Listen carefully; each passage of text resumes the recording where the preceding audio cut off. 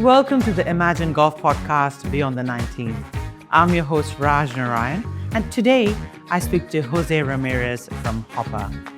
Jose shares with us his incredible journey of creating a category from his kitchen counter with $38,000 in his pocket and building a multi-million-dollar business, competing in a very crowded market. This is an amazing story. Hope you enjoy.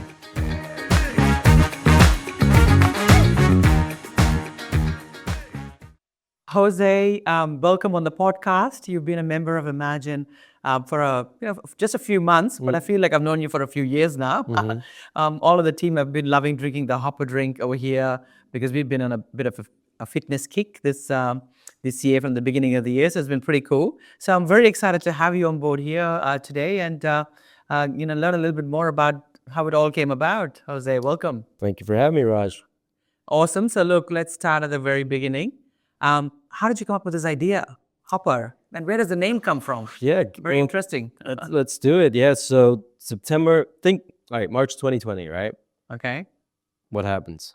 COVID. Yep. The world shuts down a bit, right? And everyone thought it was going to be, a few months, whatever, a couple of weeks even, right? Yeah. But obviously it wasn't. And I developed a really bad habit of drinking alcohol. So mind you, I was an athlete my entire life, right? You and everybody else. Jose. Yeah, exactly. Yeah. I think I put on like 5 kilos during that time. Yeah, I mean, it was bad. And, when I moved here from New York, I wasn't really big into drinking. I probably drank maybe once a week max, or once every couple of weeks. But then coming here, it was like, if you didn't drink, you had the problem, right? And I was like, that doesn't make sense, So like every day it was like, do you want to go grab a drink? It was part of that culture. And for me, that was somewhat new. Right. Yeah.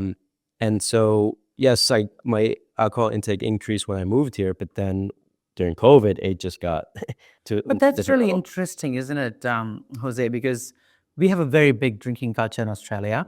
And if you go to a social function or anything, even if you say, oh, look, I don't want to drink, people start saying, oh, what happened? Have another one, So there's a lot of kind of peer pressure on you to be drinking, to be part of to fit in and be part of the community. Exactly, yeah. And you can imagine someone who probably that seems new to them, right? Yeah. Can feel left out or just be like, what's wrong type of thing with me, right?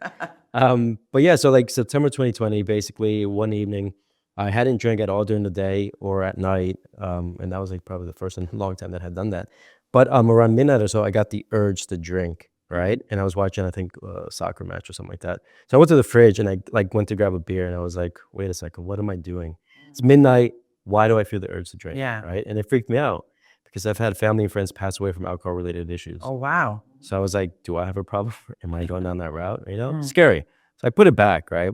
And the next day I went for a walk and I was talking to my wife and I was like, this is what happened. I feel like something's wrong with me. She's like, look, I don't think you have a drinking problem. I know you. But if you feel something's wrong, do something about it, right? Yeah. So I was like, yeah, why not? But in my mind, I was like, all right, well, what should I do?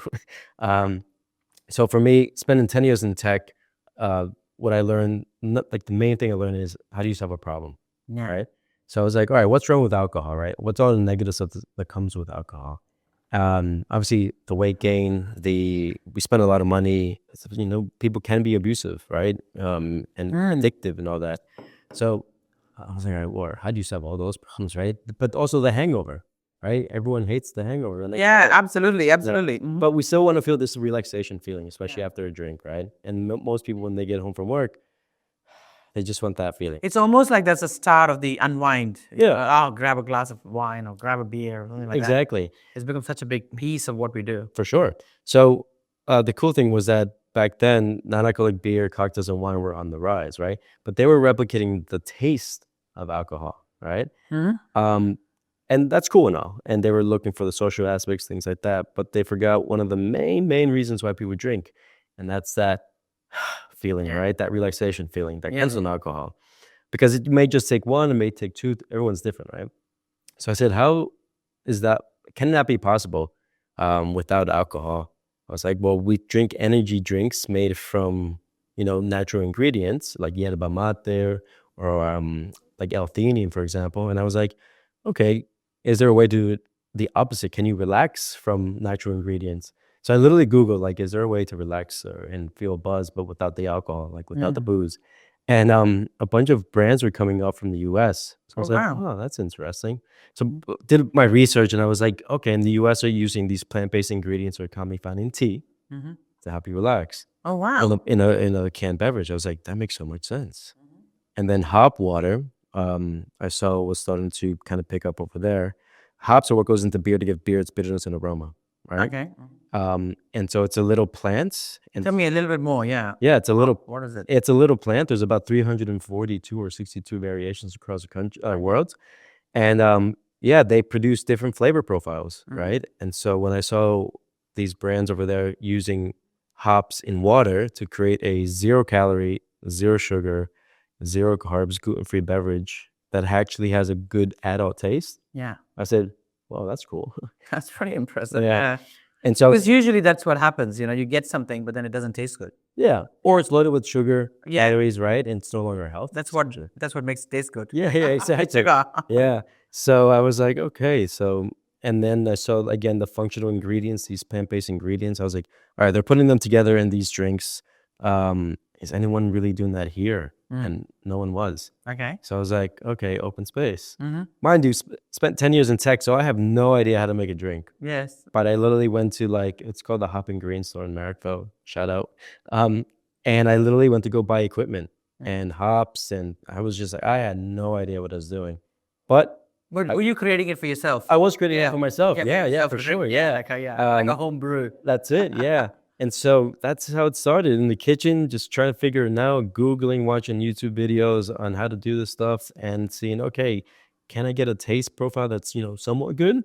Yeah. And that took a bit, lots of iterations. And I tell you what, I can imagine in 2020, right? We're all in the middle of COVID, lockdown, so much time. So there's probably a good pet project or something like where you're trying to get this cool drink 100%. made, because I remember I cooked so much and I did so much pottering around the house because you couldn't do or go anywhere. Absolutely, yeah. And we had a bit of a craft project going on for a little while there. So it's probably it's amazingly interesting that something that started as that has now come to be a multi-million-dollar business. Yeah. So tell me a little bit about that. I mean, when did you actually decide that you're going to make this a business or create this for mass consumption? Yeah, I think it was when I registered the company in December of 2020. And I was like, okay, I mean, let me see if I can do this. Yeah. Mind you, I went to, in the US, I went to school in the US undergrad, but I went to business school in Spain, in Madrid. Okay. And between undergrad and business school, my student loan debt was like over $100,000. So I worked for the man from the age of 21, to pay those off. Yeah. So COVID was a blessing in a sense. I was able to pay those off then, but also the problem that I developed with alcohol, right? But I said at that time when I paid them off, I was like, all right, you always said if you didn't have student loans, you would start a business. Yeah. Here's your opportunity, right? So I was like, all right, let's go. It's all in, right? And with me in my mindset, I give 100% into one thing, right? That focus, right? And so yeah, that's when in September 2020, we registered the business under HOPR. And for me, it was like, what's a cool, quick name, kind of techie, that can be colloquial in a way, and maybe we create I don't know what the word is, like a verb, right? Or like, I don't know, I guess it's a noun saying, grab me a hopper, right? And becomes part of language, right? So hopper comes from the hops. Yeah, hops, obviously. Yeah. And what does R stand? And the R literally is for just the water, essentially, right? But people like to say it's like for my last name, Ramirez. I was like, maybe he was. Oh, yeah, there you go. But yeah, quick. And for me, I designed the can. I did everything. Pretty cool. Yeah, thank you. Did everything myself. And because I had no money, essentially. Yeah. Right. And that's a challenge, right? How do you, beverages, you need millions and millions and millions of dollars. And I was going to talk to you about that as well, because obviously something like that, a canned beverage, I mean, you're in a very crowded market, very competitive market. I mean, you have people that like from the Coca-Colas of the world and the Pepsis of the world selling canned drinks. Yeah. So you're competing in that very fast-paced, highly competitive environment. How have you made that happen? So obviously you got this great idea. I always love talking to people about their origin stories, their business stories, because it's, to be an entrepreneur, first of all, I think you got to be a little crazy. Sure. Yeah, I'm very. And you got to be a bit, bold and a bit out there going, I don't mind taking a risk. Yeah. I don't mind plunging head first into this and really giving it a go. I did the same thing. I had a big a very well-paying job, and quit that to start Imagine. And there are days, early days, I used to think, what am I doing here? Or why am I here? Right. Because we started the business around similar time, 2021, and lockdowns for months. And Sure. you go, you question a lot of things because you go, what am I doing the right thing? What's going on? And the biggest difference, I think, between general people and entrepreneurs or business owners is that everybody has that doubt. The people who succeed are the people who just keep going. Yeah. They say, you know what? Yeah, keep going. 100%. Whereas people just sometimes have the doubt and then take the safe option and then run back to their careers, and they don't see it through, because in any business, there's always the down before it goes up. Like you have the days where you got to put money, everything is going down, no income, and then you come out of it. Yep. So tell me a bit about how you've, one, accessed the funding, but two, how have you competed in this market? Yeah. So I took out a personal loan, and I had to. I mean, this is the true story. I'm still pinning it off, by the way. But it was like, hey, I'm looking at buying like expensive furniture, right? Yeah. And this is COVID, right? So they were kind of giving money away. And they're like, okay, well, you also have to pay off some of your credit cards. And so that ended up being like $38,000 that I kind of had to play with, right? So I was like, all right, $38,000. How do I make this really happen? Hence why I did everything myself. And so 38, right? I'm so impressed. Because people that I saw were paying, I don't even know, like let's say 6 figures to design the can and all this stuff. And I was like, I don't have that money. Yeah. Right? So I had to be scrappy. And during my tech days, I learned how to be scrappy. Right. And so from there, it was like, all right, what's the game plan? Everyone was telling me you have to get into retail. Right. And that shelf in those stores is not empty, it's full. Right. And that's what I mean. Like, think about it, 38,000 versus, I don't know what the Coca-Cola budget is. It's like, oh my goodness. Yeah. And so when I would walk into places and say, hey, I have this beverage, this is what it does, people didn't understand it, right? They're like, relaxation, doesn't make sense. But they're like, can you make it cheaper than Heineken, Carlton, all these big brands? I was like, it's impossible. Like, it's just me, like I just started. There's no way. They're like, all right, well, come back to us when you can.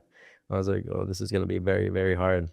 But what I noticed was that no one was focusing on the online space. Yeah. Right. In the US, they were selling beverages and selling everything, right, online. I was like, why can't I sell beverages online here? Right. So I literally just studied and taught myself again how to do like meta ads and just digital marketing. Right. And so I was like, all right, well, let me focus on this while everyone's competing over here. No one's doing this, right? Wow. So I had an open space to really learn quickly, iterate, and just continue executing. And that's what literally took your business from zero to multi-millions. Yeah. No, that's fantastic. And look, meta ads, which business doesn't do it? Everybody's doing this stuff, right? Yeah, now. But also it works, it doesn't work. But the reality is, to create this online channel, say a channel to market, and then build that entire business on. And I like what you've done. Like, it's almost like this word of mouth style of sales. Because obviously I follow you guys on social media and I get hit up with the ads all the time. And I love watching other businesses because we do a lot of ads as well. So I always feel like every time I learn from everyone, at least one thing, two things, whatever it might be.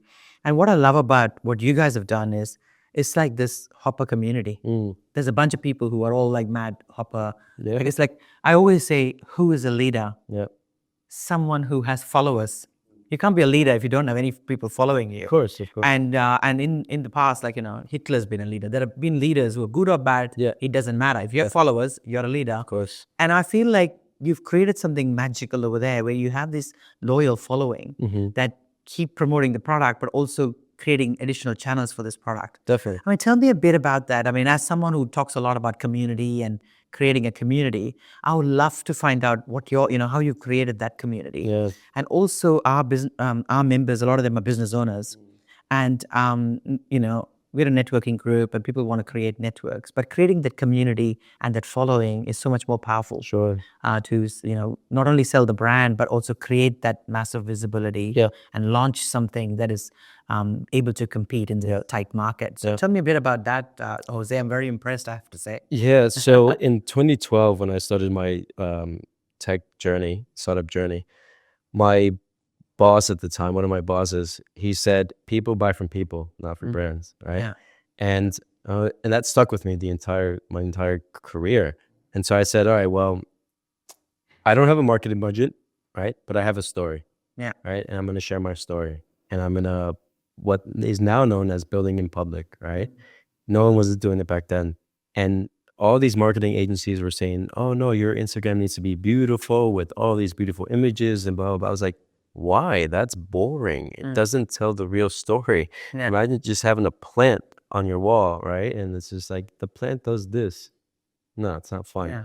So I basically like started from just telling my story and sharing the ups and downs of the business, right? And through that, people would see it and, you know, comment and kind of say, hey, wow, this guy is actually doing something really cool. And he's showing, again, the highs and lows, right? And little by little, that kind of attracted people and brought people into the journey, right? And yeah, it's insane how many people have yeah, look, we've helped essentially, right?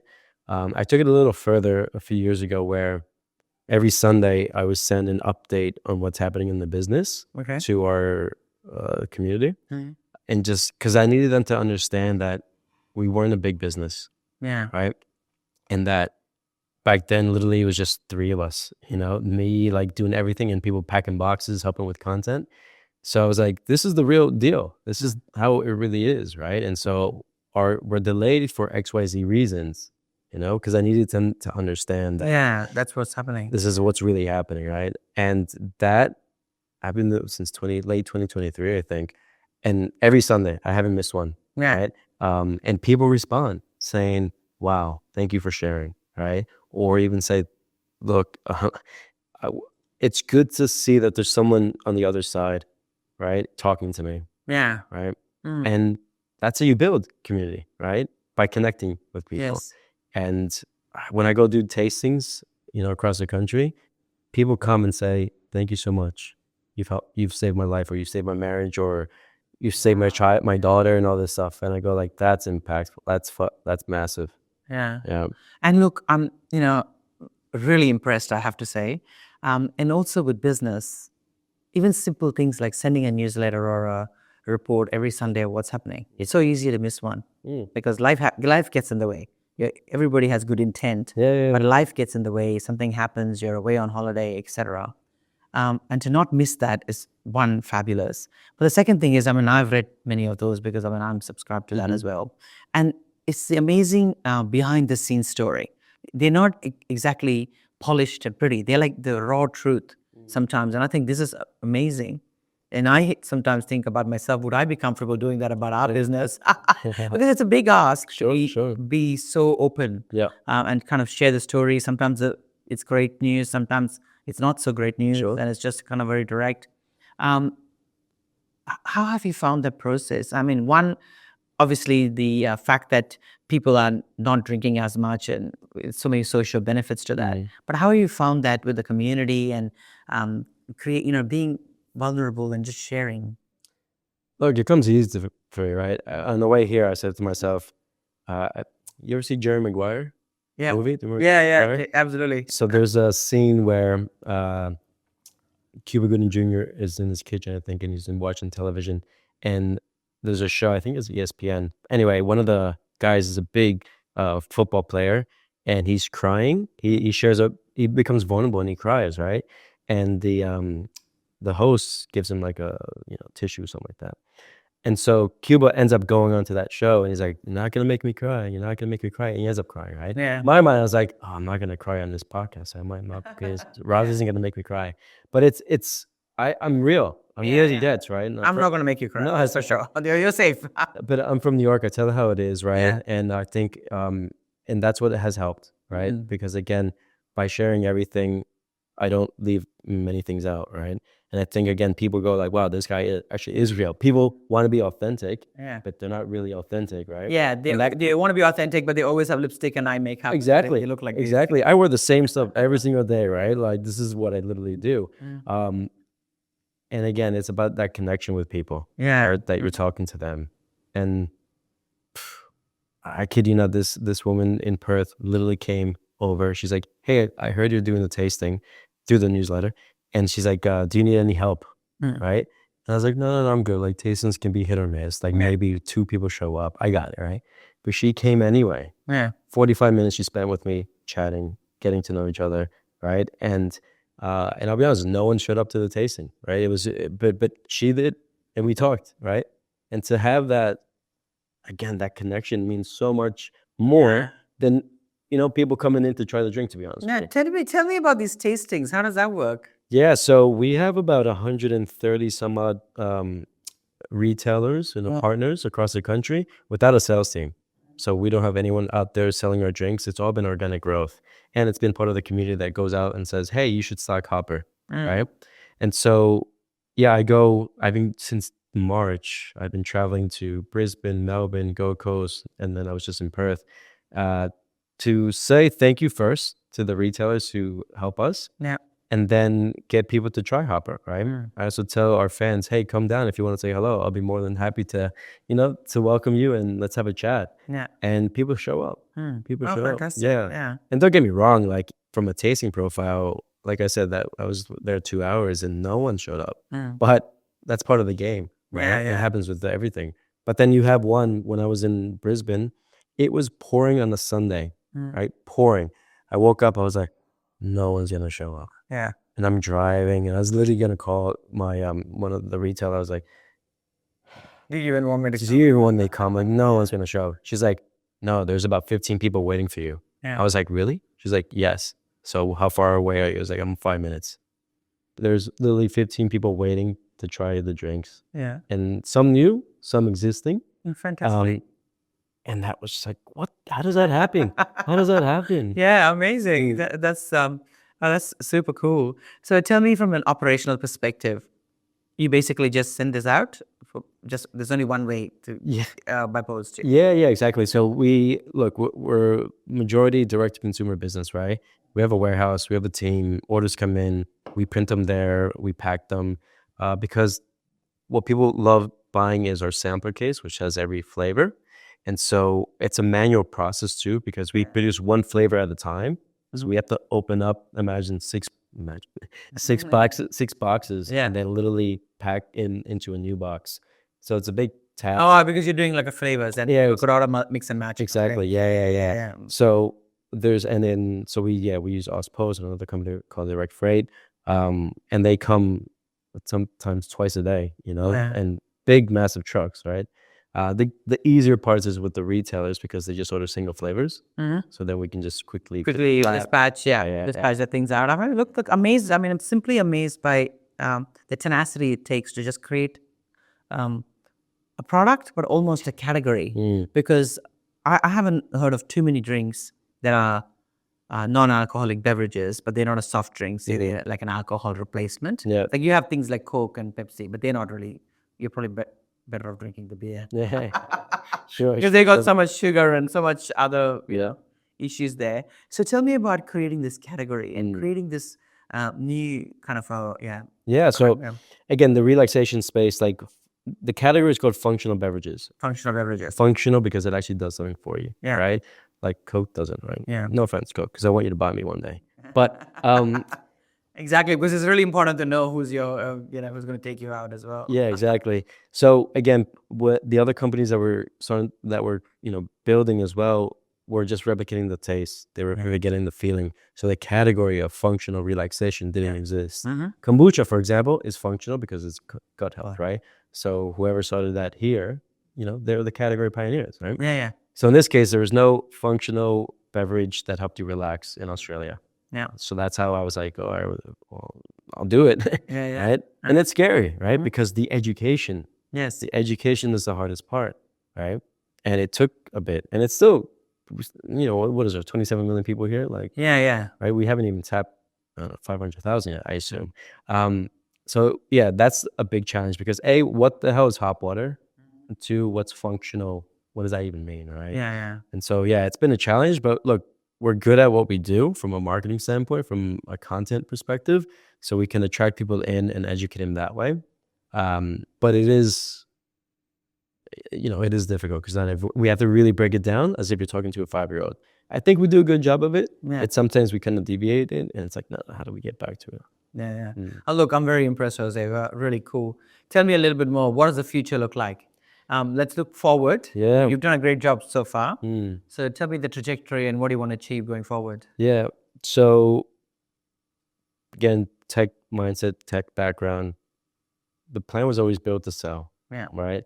The ultimate. I actually believe that it doesn't matter whether you're going to sell or not. You still need to build to sell. Yeah. Because that keeps you, kind of looking at the key drivers from that way. Because your business should be ready to be sold. Absolutely. Yeah. Yeah. And so I had a chat with angel investor a couple of weeks ago at this conference, and the way I was real with him, obviously, but he was like, "Wow, like no one that I've met here thinks the way like you do, right?"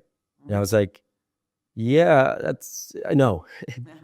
And that's why we are where we are, right? So a couple of weeks ago, I was with an angel investor at a conference, and I told him, "Look, we raised Australia's largest funding round last year in all of drinks, right? Okay, wow. That was our seed round because I had bootstrapped it up until last year, and then I told him, look, we're looking at raising $10 million for our Series A, right? Yeah. And he's like, well, that's a decent amount of money. I was like, yeah. But I was like, but as you know, I told him, it's going to take tens of millions of dollars to get to where we want to be. If we want to be a 9-figure business, right? That's what it's going to take, right? And for that acquisition that comes in hopefully at the end, right? Which is our ultimate goal, it's going to take, an entire community, entire village, right? And that's why we do what we do from a whole content perspective. We bring everyone on the journey because we want them to see that, yes, can there be a company that literally started in their kitchen to ultimately helping a million Australians have a better relation with alcohol, right? And more, right? That's always been the goal. Yeah, no, that's amazing because I like your big, the BHAG of a 9-figure, business, and that's fantastic. And look, I absolutely wish you the best in this journey. It's amazing. We, of course, love putting up these products in our events, and people love drinking it. And look, myself included, I feel like alcohol is such a big part of our social lives, our culture, and it's really not good for you. It's not that great for you. So I think moving away from that and trying to have alternatives, even if you don't completely give up alcohol, it's still good every now and then to have an alternative. For sure. It just reduces the amount of alcohol we consume. And in our team, we have a few who are not drinking at the moment. So we always like to have the drinks up here in the fridge because then they can actually have an alternative and not feel bad about, oh, I'm not drinking or just having some soft drink and things like that. So pretty cool, Jose. I'm very, very happy for you. Thank you very much. And wish you the absolute very best. Appreciate it. Look forward to seeing you on the golf course. Definitely. I got to get back out there for sure. Thank you, Raj. Thank you. Yeah.